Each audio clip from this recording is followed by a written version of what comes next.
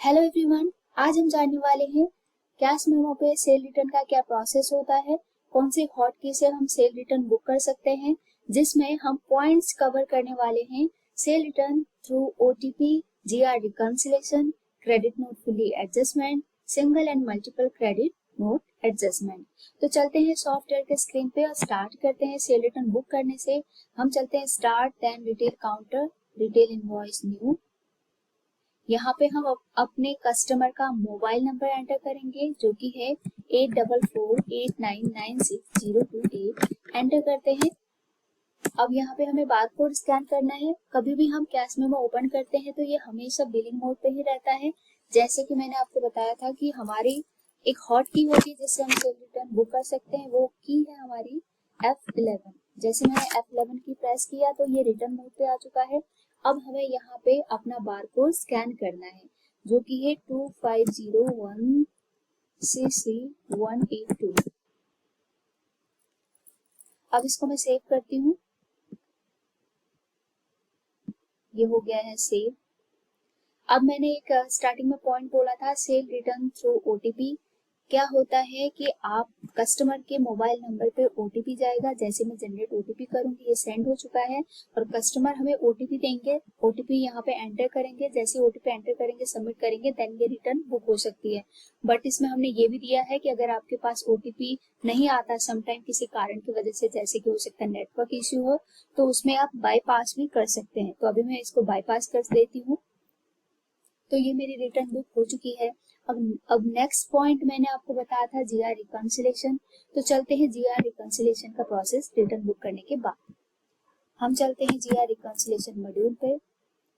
यहाँ पे हम ये बताएंगे पहले तो कौन सी डेट का रिटर्न है जो हम जिन बारकोड्स को स्कैन करना चाहते हैं।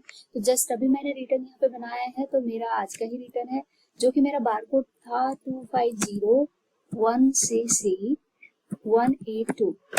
एंटर किया। एक पीस था जो मैंने रिटर्न लिया था, स्कैन भी एक ही पीस हुआ है। इसको मैं सेव कर दूंगी।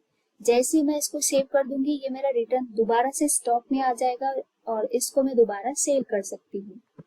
तो जीआर रिकंसिलेशन का भी कॉन्सेप्ट क्लियर हो चुका है।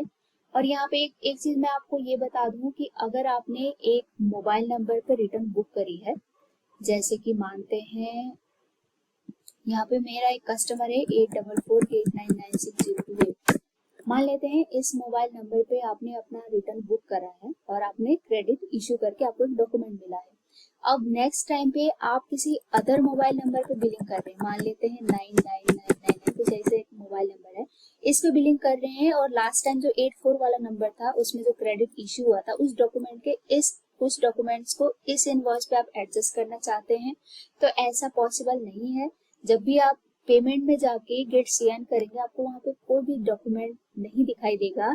तो सॉफ्टवेयर में यही है कि जिस मोबाइल नंबर पे रिटर्न बुक हुई थी और क्रेडिट इशू हुआ था, उसी मोबाइल नंबर पे नेक्स्ट टाइम इनवॉइस होगा तभी ये एडजस्ट हो पाएगा। तो सेम मोबाइल नंबर होना जरूरी है।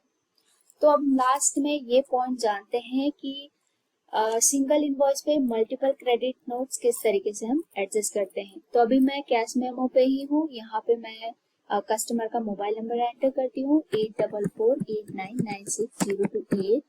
एंटर किया मैंने। अब मैं अपने बारकोड्स को स्कैन करती हूँ जो कि है 01AK920। एंटर किया। एक बारकोड और मैं स्कैन कर लेती हूँ 01AK13768। एंटर किया। अब मुझे क्या है कि मेरा पुराना पेंडिंग क्रेडिट इश्यू करा हुआ था, तो वो मेरे डॉक्यूमेंट्स है, उनको मैं एडजस्ट करना चाहती हूँ अभी। तो मैं जाऊंगी पेमेंट्स पे। यहाँ पे मैं गेट सीएन करूंगी।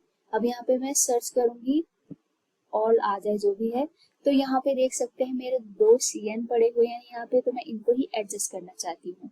जैसा कि मैंने आपको बताया था कि आप फुल्ली एडजस्ट करेंगे या फिर या पार्सली भी एडजस्ट हो पाएगा, तो ऐसा नहीं है। सॉफ्टवेयर में कोई भी क्रेडिट नोट होता है वो फुल्ली एडजस्ट होता है।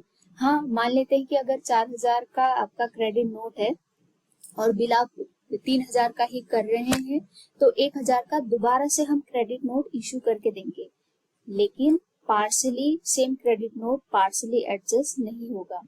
तो अब यहाँ पे देखेंगे मेरी बिल की वैल्यू है 4400 और मेरी क्रेडिट नोट की वैल्यू देखेंगे तो यहाँ पे क्रेडिट नोट की वैल्यू मेरी ज्यादा है, तो हम एडजस्ट करते हैं पहला क्रेडिट नोट जो कि वैल्यू पूरी नहीं हो रही है, तो मुझे दूसरा भी लेना पड़ेगा। दूसरा क्रेडिट नोट भी मैं सिलेक्ट करती हूँ और इसको ओके करती हूँ। देन यहाँ भी देखेंगे 1300 रुपये यहाँ पे बच रहे हैं मेरे, तो मैं इसको या तो अगर मेरी कंपनी में कैश रिफंड करने का प्रोसेस है तो मैं कैश रिफंड करूंगी।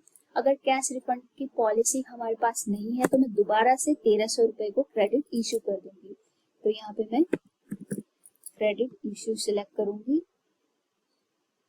और मैं 1300 रुपये इनको इशू कर दूंगी, और नेक्स्ट टाइम जब भी ये इनवॉइस बनाएंगे 1300 रुपये एडजस्ट कर सकते हैं। इसको मैं सेव कर देती हूँ और इसको बाईपास कर देती हूँ।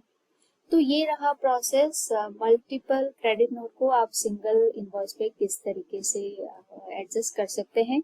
आई होप कि आपको सारे पॉइंट्स क्लियर हो गए होंगे। Thanks for watching.